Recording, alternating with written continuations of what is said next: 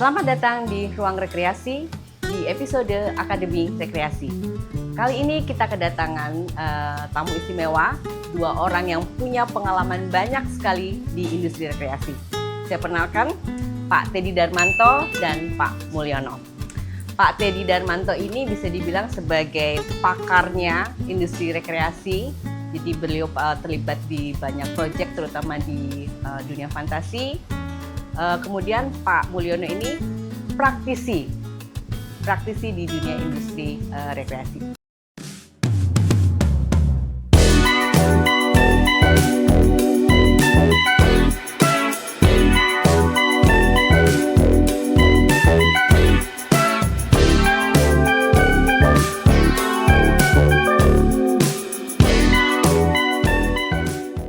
Pak Teddy, tahun 80-an belum ada orang yang kenal dengan animatronik. Kemudian hadir dunia fantasi dengan animasi boneka elektronik. Boleh cerita nggak Pak? Animatronik itu apa sih? Benda apa? Oke, terima kasih. Ini kesempatan yang baik untuk mengedukasi publik tentang industri di belakang dunia rekreasi. Jadi pada waktu saya belajar awal, itu nama animatronik belum ada. Pasti belum ada ya. Jadi dulu itu namanya adalah animasi. Kalau di Amerika, animation doll. Nah, banyak orang nggak tahu kenapa. Kalau sekarang anak-anak udah tahu kalau animasi itu digital gitu. No, tahun itu komputer belum ada. Jadi kita semua walaupun program pun belum pakai komputer. Jadi kenapa disebut animasi? Karena di sana tuh menyebutnya to animate. Menyerupai, jadi menganimasi. Pada awalnya selalu itu binatang. Oke. Yang dianimasi awalnya itu binatang, terutama karena itu storybook children semua yang diangkat. Dan to animate, jadi dihidupkan seperti aslinya. Animal yang hidup. To animate. Akhirnya mereka nyebut animation. Kemudian latah berlanjut pada waktu yang dikirakan orang juga mau animation, figure animation jadi. Nah, jadi dulu awalnya begitu. Kemudian setelah semakin canggih, sebetulnya pada saat waktu kita belajar sudah kontrol by elektronik sebetulnya, tetapi kata-kata itu belum terjadi. Itu kata-kata terjadi menjadi animatronik itu baru akhir 80-an menjelang 90. Jadi sekarang yang dikenal itu audio animatronik. Artinya animal atau figures, karakter yang bergerak, jadi animated character tadi yang dikendalikan oleh kontrol elektronik, jadi animatronik, tapi driven by sound. Jadi audio animatronik. Kenapa? Reason to move the characters dengan program itu adalah audio. Without audio kita mau ngapain, digerakin apa, kayak wayang bisu gitu. Yeah. Kalau dalangnya yang ngomong, ada musiknya. Nah ini enggak. Karena goalnya automation entertain itu adalah bagaimana menggantikan peran-peran yang tidak bisa continue. Artinya gini, kalau itu dilakukan manusia di panggung atau di dalam dark ride, maka tidak ada jaminan dia akan menjamin gerakannya sama, floatingnya sama, ekspresinya sama. Kalau dia di rumah lagi bete, keluarganya masalah, pasti kebawa dan seterusnya. Yeah. Itu digantikan di sana. Yang sebetulnya sejarahnya sebelum sampai ke sana, itu awalnya adalah di film. Kalau kita lihat film Sound of Music dan Mary Poppins, itulah pertama kali ada animation, di mana di film Sound of Music itu di jendela ada yang tangan begini, ada burung nyanyi, diajak nyanyi ikut goyang. Nah, burung bener kan terbang, hilang. Nah, ini yang pertama. Kemudian Mary Poppins yang bisa terbang pakai payung, turut, itu semua animation. ada yang orang bener, ada yang animation jadi cut. Tapi itu masih 2 dimensi ya Pak ya? No, No. itu burung yang di sini itu 3 dimensi. Oh, oke. Dan itulah awal pertama. Setelah itu dari ini yang dikembangkan kalau di Disney ada namanya Tiki Room. Ya. Tiki Room itu sebetulnya salah satu inisiasi awal pada waktu Disney ikut pameran New York Fair dan dia membawa burung-burung yang seperti di film Sound of Music itu banyak burung ditaruh dalam suatu ruangan dikasih musik nyanyi. Ya. Gerakannya sederhana, musiknya sendiri sebenarnya teman. Ini gerakannya ya jadi mirip-mirip lah ketukannya. Selama ketukannya mirip kan jadi kayaknya nyanyi. Jadi itu awalnya sebelum memulai dengan small room. Jadi Tiki Room itu begitu. Jadi itu basic pengenalan kenapa disebut audio animatronic. Sekarang kita kalau membahas tentang suatu theme park ya Pak ya, suatu tempat rekreasi, terutama kita bahas tentang theme park. Theme itu kan artinya tema, suatu park yang punya tema. Nah, suatu park yang punya tema ini pasti tidak lepas dari yang namanya artwork. Temanya apa, itulah diwujudkan dalam bentuk artwork yang bentuk. Nah, salah satu artwork ini adalah si animatronic ini, begitu kan Pak ya. Nah, sekarang tadi kita udah sekilas mendengar dari Pak Teddy mengenai benda apa sih animatronic. Sekarang kita mau dengar pengalaman Pak Mul sebagai praktisi yang terlibat dalam pembuatan dunia fantasi, Istana Boneka ya Pak ya. Itu ceritain dong dulu pengalamannya gimana sih, ada ratusan boneka yang bergerak dan mereka itu masing-masing kan punya ada karakternya sendiri, ada timnya sendiri dari negara ini dari negara itu, kostum dan sebagainya, itu boleh diceritain nggak Pak? Ya. Ini yang ngerjain saya nih Pak Teddy. Di kerjaan Pak Teddy berarti Ya, judulnya betul. Pak ya? Jadi kita harus membuat kira-kira 600 patung. 645. 645 patung. Dengan karakter yang beda-beda ya Pak ya? Berbeda-beda, dengan pematung yang waktu itu sih hanya sekitar 5 pematung. Oke. Dan harus selesai kurang dari 1 tahun. Nah itu 600. Lebih pendek lagi karena 1 tahun itu berikut finishing. Nah, bagaimana caranya itu selesai? Ya. Maka kita membuat sistem aplikasi. Jadi patung, misalnya boneka, body kan sama. Oke. Nah, maka body torso bikin satu Cetak aja semua cukup. ini ya. Dan tinggal direproduksi. Ya. Baru nanti kepala kita juga bikin gimana sistemnya, dilihat di desain itu yang ketawa berapa, yang Oh, jadi mimik mukanya itu juga beda-beda ya Pak ya? itu nanti kita disebutnya ya kita list, kita daftar.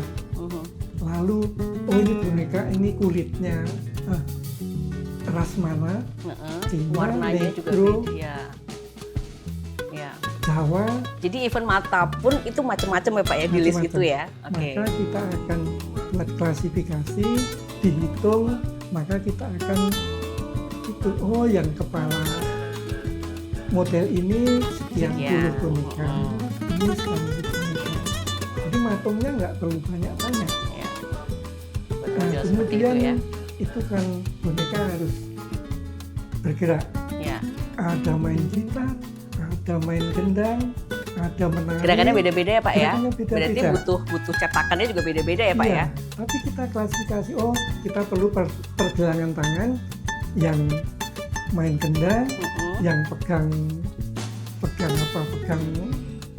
pemukul gamelan, kemudian main gitar, maka semua kita list, kita daftar, kita hitung jumlahnya, nah itulah mempercepat produksi tadi, sehingga kita bikin list produksi.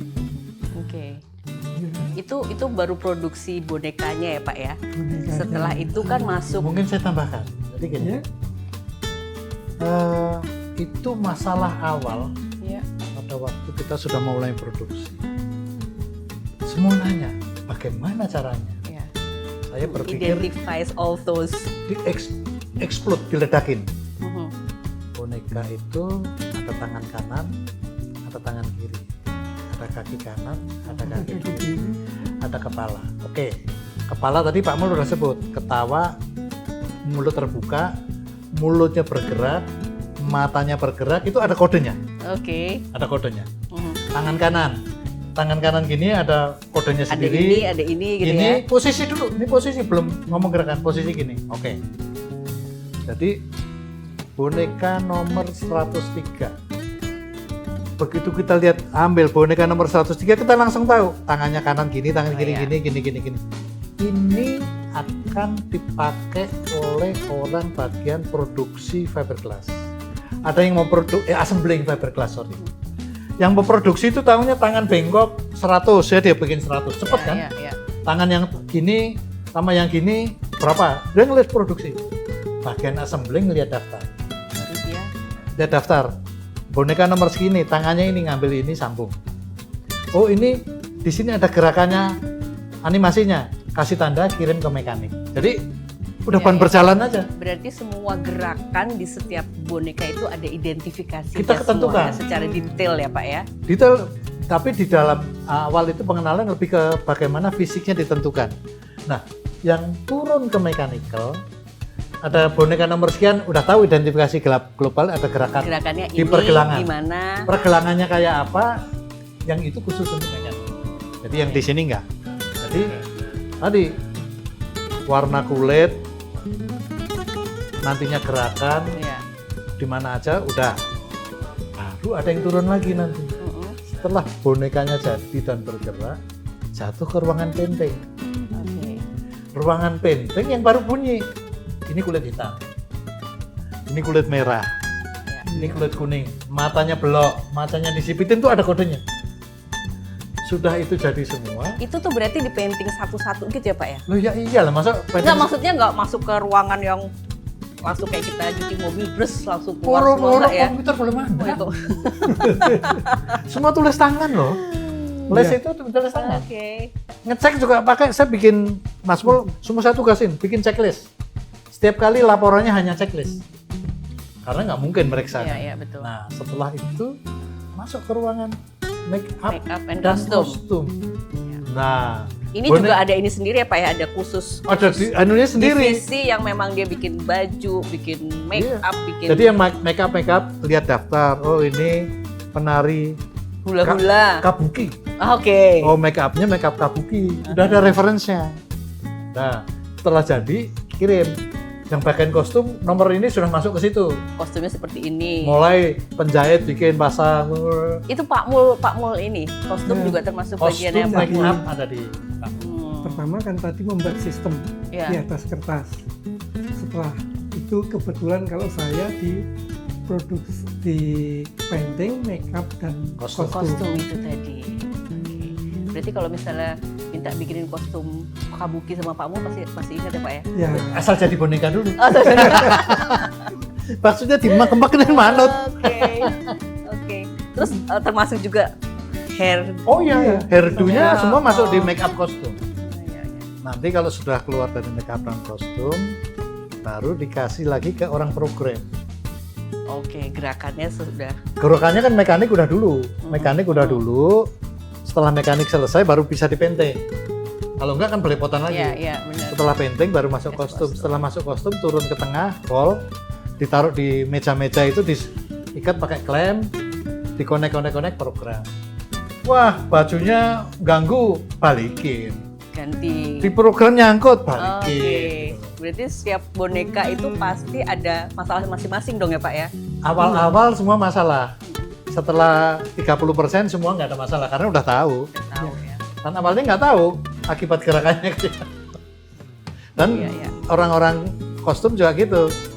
Nomor sekian-sekian kan udah mau turun kan. Dia datang ke bagian mekanik. Lihat digerakin. Oh gerakannya sejauh itu berarti dilonggarin. Gitu lah. Ya ini learning by doing ya ini. Yang susah banget tuh apa sih Pak? Yang aduh ini nggak selesai nih masalahnya. Nggak ada. Ada trouble di mana berkali nggak ada ya Pak ya? Karena susahnya di awal. awal Oke. mau diapain Dapat ya? sistemnya juga ya Iya. membuat Ya, kita mulai dari mana itu yang susah. Oke. Tapi begitu dijalanin ya ketemu aja masalahnya. solusinya Karena ya ya. memang kita nyarinya solusi. Oke. Itu boneka, tapi kan tuh selain boneka juga banyak item-item artwork lain yang mendukung theming. Ya, Jadi itu ada bagian properti namanya. Oke. Bagian Beda properti lagi itu nih departemennya. beda, departemennya lagi. beda. Dia memproduksi yang kayu, pohon, yang gitu-gitu. Selama bukan boneka, itu nggak turun ke make up. Yang turun ke make up dan kostum yang boneka. Ya. Tapi itu pun 645. Nah kalau misalnya pohon bergerak, Iya kan matahari, yang bergerak kan nggak cuma boneka kan iya, Pak? matahari di dinding muter gini, Iya, itu orang iya. prop, Oke tuh prop. orang dekorasi, kemudian desainnya ikutin, jadi perintahnya gini, matahari itu muter karena sebenarnya 3 lapis, bagian belakang mata sama ini rambutnya sinarnya itu lapisan tersendiri, terus mulutnya sendiri gitu kan 3 lapis, dari depan kan begitu bergerak jadi satu ini muter gitu. Nah ini referensinya cuman dia produksi di painting sampai jadi, dari mekanik ngasih ini asnya semua. Oke, nanti dilengket di masuk sini, situ. nanti pegangannya ini, oh ya diukur, sudah jadi serahin ke mekanik nanti kerjain, karena itu biasanya kalau yang itu bukan pakai program, pakai motor. Itu semua berarti dikerjakan di Benduva, terus begitu selesai baru diinstal Nah. di site-nya. Kenapa? Nah ini supaya tahu. Kenapa semua dibikin sendiri? Siapa yang bisa? punya pengetahuan itu ya Nggak Pak ada. ya? Nggak ada. Orang betul. waktu fiberglassnya ada. Tahun semua- 80-an loh. Semua orang itu belajar fiberglass karena bekerja di kita. Ya. Jadi memang akhirnya pengetahuan dan keahlian ini diperoleh dari learning and By doing. doing. ya. Dan Hal-hal saya yang- pikir ini adalah salah satu pengetahuan yang kita nggak akan bisa dapat kalau nggak di Ancol. Kalau kita tanya misalnya ya, siapa sih yang paling jago bikin animatronik, bikin theme park, bikin wahana? Ya memang semuanya itu adalah kita belajarnya di Ancol, learning by doing itu tadi. Jadi kesempatan, peluang datang dan kebetulan kita bisa memanfaatkan. Ya. Memanfaatkan itu dua. Selain kesempatan dan peluang tadi, ada yang membiayai. Nah ini semua kan research yang sangat mahal, yang sebetulnya kok percaya gitu loh sama kita, kan kesannya gitu. Lah kita di orang kreatif dimodalin untuk action coba-coba, itu kapan lagi? Dan kita dikasih tantangan ya Pak ya, kita harus buat seperti ini dengan Nggak ada juga, membuat seperti apa juga yang nyuruh juga nggak tahu. Jadi benar-benar kita disuruh kreasi sesuka-suka, dibiayain. Ya. Wah ya bus, makanya saya bilang tadi, tim kita ini bersyukur dapat peluang, dapat kesempatan, Iya, betul. ada yang bayarin, Iya. habis itu dipamerin lagi. Nah itu kan, Dinikmati banyak orang dan mereka happy. Iya. itu yang Karena membuat memang- kita semua semangat. Ya. Pertama loh di Indonesia kita punya wahana seperti Asia. ini di Asia. Jadi waktu Luar biasa loh di Asia. saya pulang dari Amerika tahun 83, saya orang ahli audio animatronik pertama di Asia. Karena yang di Jepang walaupun Disney buka duluan, 100% diproduksi dan dibuat Di sana. Oke. Luar biasa. Berarti ilmunya itu nggak kaleng-kaleng lah Pak ya, maksudnya. Nggak kaleng-kaleng, kita nggak bisa kaleng-kaleng. bayangkan loh zaman tahun itu komputer aja masih Belum ada. Belum ada. Gini, Bisa bikin wahana sehebat Istana Boneka. kita itu kalau telepon ke Amerika, telepon operator, minta disambungkan ke California, nomornya ini. Tungguin kan tengah malam. Aku Ya, di kantor karena- tengah malam. Karena perbedaan 12 Terus jam. telepon bunyi kering. Halo, Mau terima yang mau dihubungin tidak ada di tempat. Gimana? Oh ya sudah nggak jadi. Nasibnya tersiksa banget. mesti nunggu sehari lagi. Iya. Fax belum ada. Fax itu baru ada tahun 91. Mesin fax baru ada. Dulu kalau berita telex, kita minta ke hotel. Dari sana ngirim telex. Kita akan datang naik pesawat jam gini, telex. Ya, ya. Telepon kan jamnya nggak ketemu, kirim telex. Attention to Mr. Arianto pasti nyampe. Oke.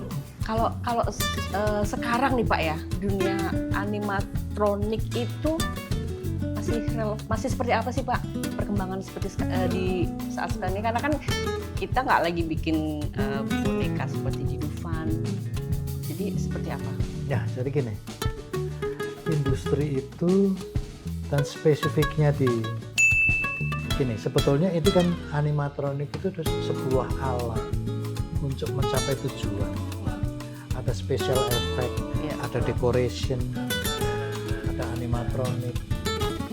Semua hal yang sekarang ini ditambah dengan digital image, ada hologram, itu adalah sebuah teknologi yang dipakai mencapai tujuan. Tujuannya apa?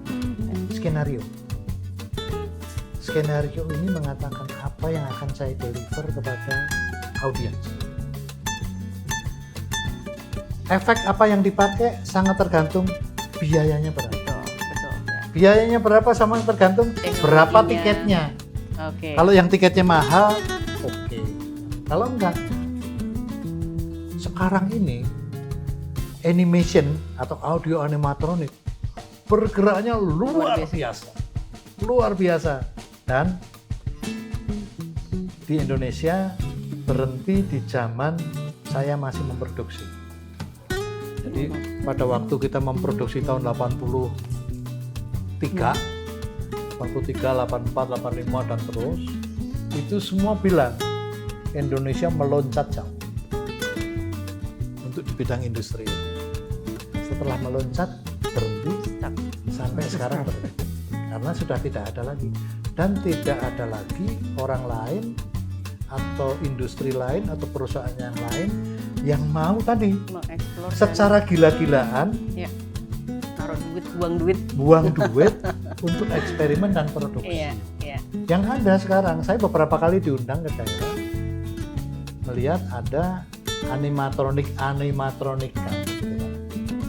Yaitu tidak lebih advance daripada yang kita bikin tahun 80-an. Tapi ya dan mungkin juga orang yang punya duit dalam skala yang lebih kecil, kalau aku butuh animatronik mendingan beli dari luar, mungkin gitu kali Pak ya. Karena mungkin ilmu dan experience itu yang memang nggak banyak orang punya gitu. Jadi gini, memang belakangan mulai tahun 2010 ke sini itu industri ini kan gini. Kalau di Amerika itu konten, jiwa, skenario lebih penting daripada produk. Betul. Dan itu lebih karena dia sadar yang saya deliver adalah experience. Jadi ini menunjang. Nah, ini ditiru di dunia timur. Produksinya ditiru. Tetapi soulnya nggak dapat, nggak ikut di bawah. Kenapa? Karena sederhana. Aku nggak mungkin ngejar dia. Aku ngejar di produk. Tak bikin, tak copy, produksi banyak, jual murah, jadi duit. Nah ini beda. Makanya semua yang konsepnya atau tempat rekreasi yang dirancang oleh negara-negara maju, kontennya very strong, dan yang dideliver jelas. Yang diproduksi di timur sekarang ini yang meniru orang mirip persis, ngomong aja apa aja bisa. Kita ngomong disombongin, dia ngomong gitu. Tapi bagus. Tapi kok nggak ada sih yang sukses? Ya itu karena di Amerika, termasuk paham yang saya pelajari gini. Aku membuat boneka dengan 100 gerak bisa. Pertanyaannya, kenapa saya bikin 100 gerak? Kalau orang yang melihat jaraknya 3 meter, ada lighting, buang duit. Aku selalu memilih esensial, misalnya gini. Orang lihat aku cuma ngomong, apa kabar? Kamu harus perhatikan gini. Ya aku hanya membuat gerakan yang perlu saja. Iya, betul. Lebih baik semua di-emphasize untuk dramatisasinya. Habis itu hilang, ya ngapain? Nah kalau yang peniru enggak, gerakannya sebanyak mungkin. Kalau dia 50, gue 100. Ya. Tapi ya terus buat apa? Ya buat di pameran. Ya berarti memang teknologi bisa sehebat mungkin, tapi without soul, without konsep yang kuat, itu menjadi tidak nggak kena gitu ya mungkin experience kepada orang-orangnya. Jadi kembali yang saya bilang tadi, ngapain sih kita bikin ini? Pasti ada tujuan, ada goal. Itunya mesti tetap dipegang. Mohon maaf, tanyakan sekarang di Indonesia ini tempat rekreasi, aku pengen orang datang, kemudian kayak teknologinya kayak yang di sana, dan semua dibeli, semua ditaruh. Salah nggak? Nggak salah. Tetapi umur dari produk itu pendek. Jadi kalau kenapa Disney event yang pertama kali diproduksi tahun 55 sampai sekarang masih ada? Karena kuat di strong message sama delivery. Teknologinya diupdate tapi message-nya tidak. Nah, di kita yang mungkin knowledge-nya belum dalam, wah bosen nih, ganti. Yang beli lagi yang baru. Yang bosen kan bukan pembeli, mereka lupa. Sing bosen itu yang kerja. Karena setiap hari mereka ada di situ. Setiap hari lihat, yang datang itu setiap hari orang baru. So what, itulah Disney. Semua dia tidak pernah mengganti semua yang sukses. Diperkuat ya, ditambah bumbu supaya lebih sedap. Dan even mereka punya wahana baru pun dengan teknologi yang paling mutakhir, esensi itu yang mereka nggak pernah. Oh iya, jadi selalu message number one. Ya. Dan message itu sudah dicek, apalagi dengan teknologi sekarang, bagaimana konten ini terpilih, tersaring untuk supaya begitu diadakan 50 tahun masih survival, tetap, itu udah tetap dipikirin. Relevan ya. Mungkin gitu. Dan ini mungkin yang manajemen taman rekreasi yang termasuk mikirin itu. Ya, justru itu mau siapa Jadi ya ini yang yang jadi soulnya suatu theme park, suatu tempat Ya. rekreasi itu adalah memikirkan itu ya Pak. Ya. Jadi Ya. not just physical Nih, sekarang things. kan bicara tadi tema. Sekarang saya lempar pertanyaan. Kenapa dunia fantasi itu adalah yang pertema pertama? Kenapa dibagi temanya ada Asia, ada Eropa, ada Istana Boneka, ada Wild West, ada Afrika? Kenapa? Kepentingan story, not only that. Kepentingan story itu bahasa komunikasi untuk marketing dan deliver message. Ya. Tetapi Arinta seorang arsitek tanpa dibatasin tema Nggak bisa. itu semua nyambung sama nanti. Iya betul. Dia merasa yang paling tren dibuat karena dibatasin, lu boleh berkreasi tapi di sini pokoknya semua harus eksplorasi Sesuai dengan tentang Jakarta. Begitu keluar baris nggak bisa, ini bukan Jakarta. Kita ngomongnya gitu, Ya. enggak ini bukan Afrika. Sehingga terjadilah. Nah, bayangin kalau tidak dibatasin gitu. Wah, itu arsiteknya 1, 2, 3, 4, 5, 6, 7, 8 arsitek. Nah, itu kira-kira yang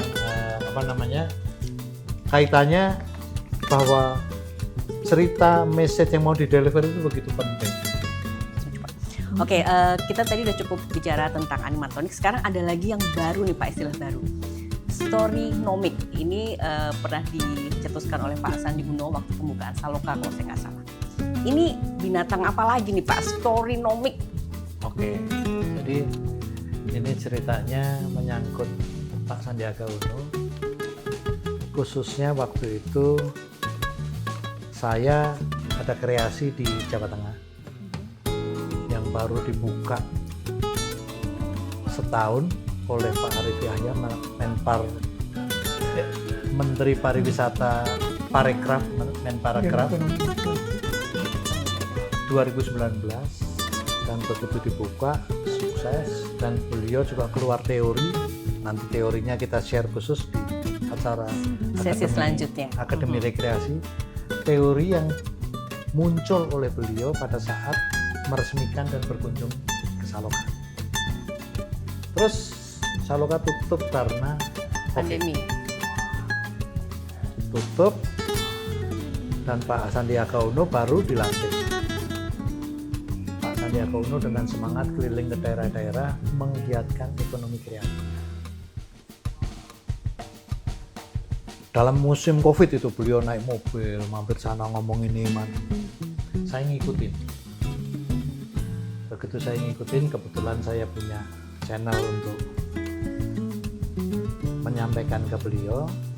Saya sampaikan, Pak, Bapak keliling dari daerah ke daerah memberikan semangat dan dorongan untuk berkembang ekonomi kreatif. Intinya karena yang Bapak sampaikan sama dorongannya, maka bisa di Semarang dan di Solo sama produknya. Di Jogja bisa sama, di Jawa Timur bisa sama. Saya punya contoh yang Bapak mesti lihat, yaitu sesuatu yang berbasis kepada kearifan lokal yang menjadi pembeda satu dengan lain walaupun perintahnya sama, karena ada kearifan lokal. Akhirnya melewat asisten pribadinya ditanya, apa itu, boleh kasih contohnya? Tak kasih videonya, tak sebutin konsepnya kenapa begitu. Dalam waktu 4 hari dia menyampaikan, aku mau ke Saloka. Saloka tutup, Pak, nggak boleh buka. Tapi coba saya koordinasikan agar bisa buka khusus untuk Bapak dan rombongan, termasuk Dinas Pariwisata di apa namanya. Pak tadi bisa datang, ya nggak bisa, Pak. Bapak Menteri bisa lewat, aku nggak bisa. Itu lagi seru-serunya. Ya. Beliau datang. Setelah datang makan, kan harus nunggu gelap untuk nonton yang saya buat itu. Dia duduk nonton, saya nggak ada, beliau nonton. Begitu terpesonanya beliau, di tempat situ juga upload di Instagram pribadi maupun Instagram resmi Taman Pariwisata. mengenai bahwa saya menemukan sebuah pertunjukan spektakuler yang luar biasa teknologinya, mungkin karena beliau nggak tahu. Wah, muji-muji, canggih, kok ketemunya di Semarang, bukan di Jakarta. Dan ini sebuah kekuatan berbasis story lokal. Jadi itu menambahkan, beliau merumuskan mengenai faktor dan fungsi pembeda masing-masing daerah dengan story lokal, konten lokal, sehingga keluar teorinya. Storynomic adalah ekonomik yang didorong oleh keunikan cerita lokal khas daerah, baik itu menjadi nanti pertunjukan, menjadi ekonomi kreatif, F&B, souvenir, dan nanti teorinya ada, nanti saya bagi di kesempatan lain. Ya. Nanti boleh ditayangkan dulu apa storynomic, nanti kita bicarakan. Mungkin itu sejarahnya. Jadi storynomic menjadi pelengkap mengenai bagaimana industri itu ditumbuhkan dan menjadi pembeda satu sama yang lain. Betul. Walaupun sama-sama jualannya sama, tapi kontennya beda. Ya. Jadi jualan soto di Bandung sama soto di Semarang gitu. Ya. Kekuatan daerahnya harus diangkat supaya menjadi pembeda. Itu mungkin. Terima kasih banyak Pak Teddy, Pak Mulyono atas insight yang sangat berharga. Kita jadi banyak dapat ilmu pada kesempatan ini. Kita banyak tahu hal baru mengenai animatronik dan storynomic. Sampai jumpa pada episode Akademi selanjutnya. Ya, salam kreatif. Bye-bye. Salam kreatif, salam rekreasi.